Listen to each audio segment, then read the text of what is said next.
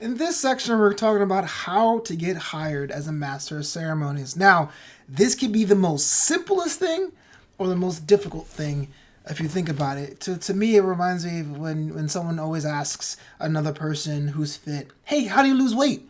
And it could be one of the most difficult questions to answer, or it could be very, very simple, almost insulting. Well, if you eat less and work out more, there's calories. Ha, get it. But no, it's definitely a fine balance when it comes to getting hired as a professional. There's so many people out there in the world that really do what you want to do, that can have the strong, imposing voice that's needed to be able to announce and to make the flow in an event go well. So it's very, very disheartening sometimes, especially if you're first starting out under your own banner. You see, there's all those ways to get work as a MC. You can go to different companies that offer them out as a farm or a multi-op kind of operation. There's companies out there that has a roster of MCs that are dispatched them to other events. But I assume if you're listening to this, you want to go out there under your own banner, under your own name. And if that's the case, it's awesome. Stick with it. Also, besides the fact that others do what they do, you're also competing not with other MCs, but also amateurs, right? People who say, oh man, I can't afford professional. I'll have my buddy do it. He's fine. Or I can't do that. I'll just have a bell go off every time it's a new segment of the evening. So there's a lot of things in there that can really make you feel very despondent on some of the down days. Because ultimately, if you are an MC, you are working for yourself. And there will be great days, there's going to be down days. If there's going to be days where you're swimming in work and offers and going, oh man, I got a gig inquiry this day, but I've already booked, but this one looks cool, but I don't know what to do. And there's going to be days you're like, oh man, how am I going to make rent this month? This is not the glamour job I thought it was going to be. But that's what makes it exciting. And that makes it that much more valuable when it comes to fruition. So there's two ways to attack how to get hired. And I'll cover them both, but I'm going to go out of order first. So I'm going to assume you're already working first, which I know seems kind of counterintuitive, but it's really a lot of lost opportunities. You actually leave money on the table when you're already working to get more gigs. And for that, I mean, yes, it's very, very easy to go to a gig. Let's say you're doing a commencement at a school, to show up, do the job, shake the hand, and leave. Or say, here's my card, call me if you want me for something else. I'll see you next year. What I like to do when I go on an event is I carry a stack of business cards. And I don't give it to just the person who booked you, which is, even though it's redundant because they book you, so they already have your information, but also to other vendors that happen to be there. Hey, look, it's not so much the person that hired you may hire you back, but it could be the person working the lights who got to hear you practice and rehearse, who's interested. Or it could be someone who was in the back by catering who said, that joke you told really set the tone of the room. So always have a lot of business cards on hand. As far as what to put on your business card, we'll talk about that right now. I do so many things personally that my business card is almost hilariously minimalistic. I just have a single logo in the back, my name, my website, and my phone number. Because it's so empty, it gets people looking. What's going on? What is this? Who's this clandestine organization that has this thing going on? That's the way I do it. I've seen other MCs have a business card with their picture and their face because they are entertainers. You want to somehow equate the face to the your information, right? Oh, who's this guy? Oh, he's the MC.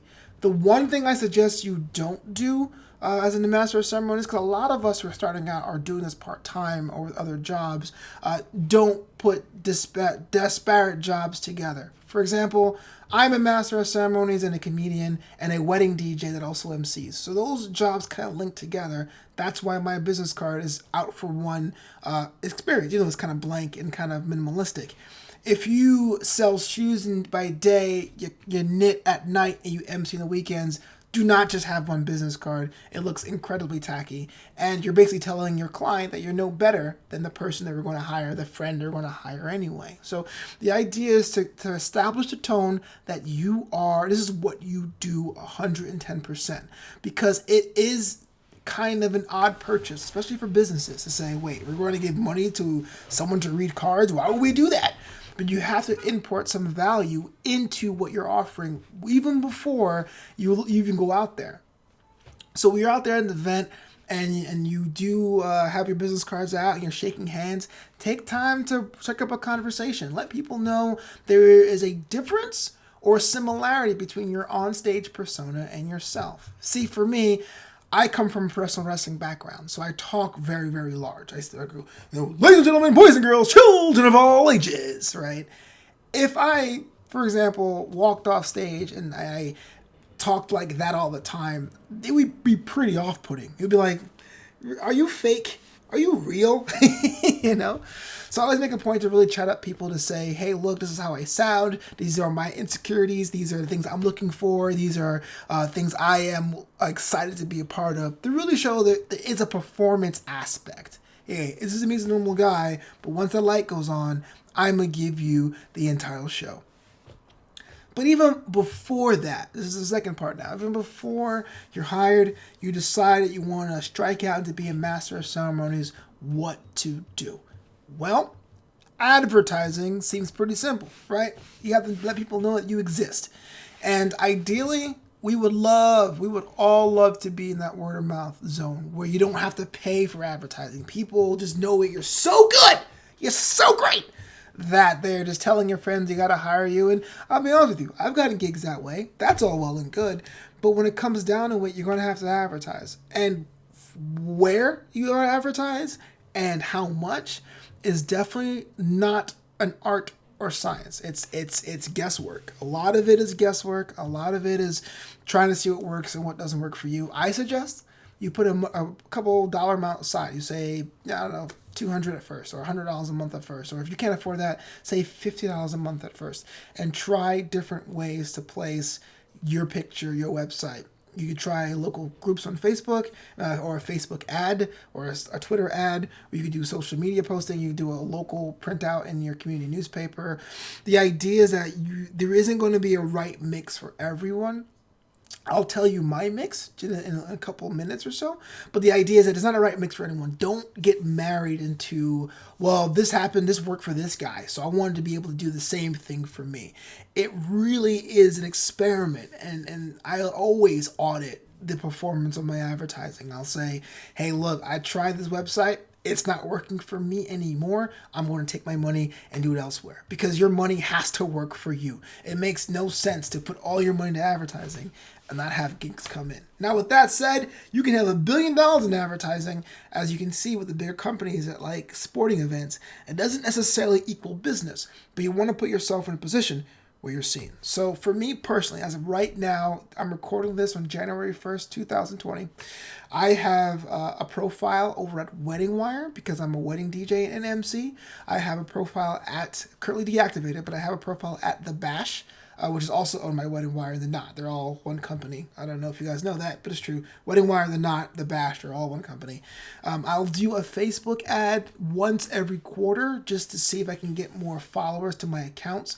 I don't expect the Facebook ads to lead to business. It almost never does. But if I get more follows to my account, then when I do post content, I'll have a bigger audience that seems to be more relevant. And I have word of mouth.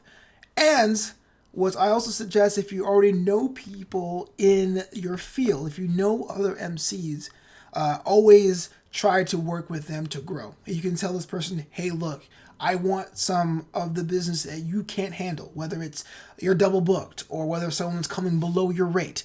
I'll take those scraps to get my experience out there, to get my work up there. And then when I do have that booking, I'm going to do so well that that's going to be a new word of mouth customer. So that is my mix when it comes to it. So it's definitely advertising is a shifting thing. At the events themselves, chat up the other vendors. I recently did a youth literacy event this year or last year in 2019, and the crew that hired me were great, but I made sure to talk to the security guards who ran the building, who secured the building. I did the parents of some of the guests of honor. I chatted up. Let's say chat up, please. Your job comes first. Don't be seen hanging out there giving out business cards like, hey, If you need an event, haha, whatever. But the idea is that when you have downtime between events and you say, hey, how's it going? I'm so glad to be here. What are you up to? That's great. You know, I do this all over town. Let them ask you for your card so you're not seeing you're pushing business at an event or venue, and take it from there. So not only am I working on social media on the back end, I'm doing content marketing, I'm doing like blog posts, I'm doing videos just like this one, just to get my name out there, and you should do it too. And there's not a secret to all this. At the same time, at these events, I am engaging with other people. So the idea is that there's always a constant working towards your craft. So even though you're emceeing for about an hour, 2 hours, 4 hours, we're talking about a 24/7 approach to being that much better at what you do.